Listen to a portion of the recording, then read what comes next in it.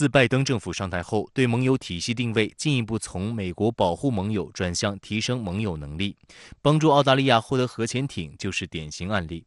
去年9月，美澳三国宣布成立所谓奥库斯联盟，美英两国将为澳提供核潜艇技术。根据协议，澳大利亚将采购8艘攻击型核潜艇，以支持美国推动的印太战略。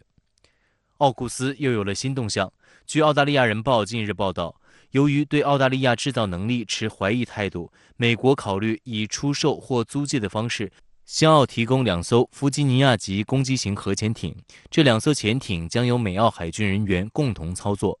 使美军对潜艇的使用和部署保留一定的控制权。无论是你从造这个耐压壳体到这个内部的电子设备，到我们说这个整个的心脏就是反应堆这块，你没有一项能够拿出手的。那么因此我们说澳大利亚在建造核潜艇方面，你可以视为没有短板，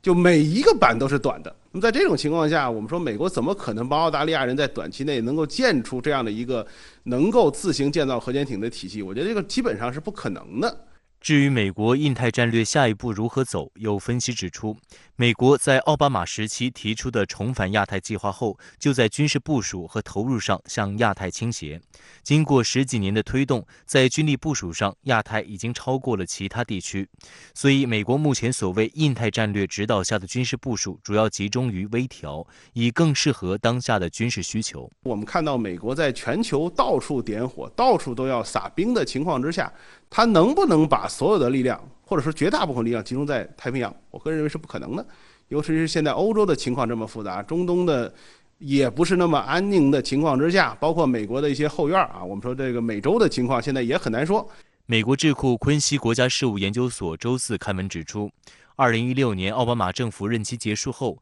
美国国防开支增长近1/3，涨幅远超居民消费价格指数。随着下周国会军事委员会重要听证会的召开，国会鹰派可能会提议进一步推高军费开支，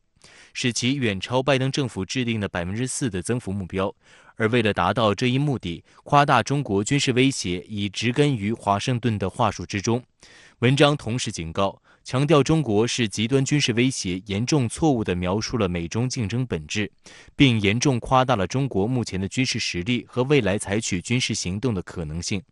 事实上，美国为应对中国崛起而大幅增加军费开支，到头来反而可能损害美国的国家安全。种种迹象表明，美国正加大对所谓印太战略的军事投入，表现在加速与澳大利亚的军事合作步伐。美澳核潜艇军贸合作也传来了新动向，那对此您怎么看？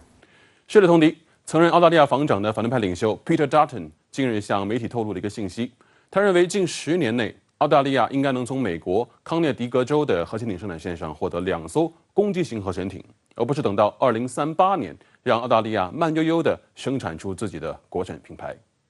他的这句表态让澳洲媒体很快反应过来，于是就有了所谓美国或以租借的方式向澳大利亚提供2艘弗吉尼亚级核潜艇的消息。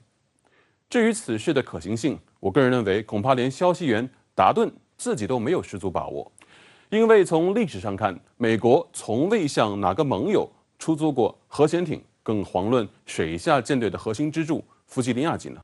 当然，达顿是内行人士，他非常明白核潜艇作为国防工业皇冠上的宝珠，绝不是一朝一夕就能搞定的。一个型号从设计研发到制造生产，再到列装部队形成战斗力，再到最终的脉动生产形成规模效应，这恐怕是一个长达15至20年的大周期。这还是在美英澳这3家军事技术合作顺畅的情况下进行的乐观推算。你能想象2035年、2040年的亚太格局会是什么样吗？如果美国方面武装澳大利亚的用意真是用在他们设想的那场太平洋争雄对决上，那么澳大利亚这批国产核潜艇真能赶上趟吗？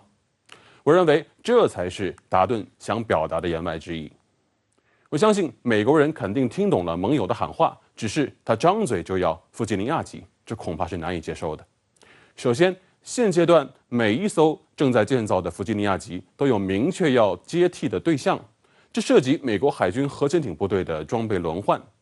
美国不太可能因为盟友的需要让自家孩子饿肚子。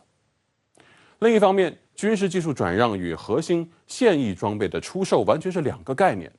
前者可以精细控制转让技术的尺度有所保留，后者则是把看家的本领都亮出来了。我不认为美国会为澳大利亚做到这个份上。一个最好的例子就是英法两国的攻击性核潜艇完全走的是独立自主的研发路线，哪怕有一定的美国技术支持，但也并不涉及最核心的系统。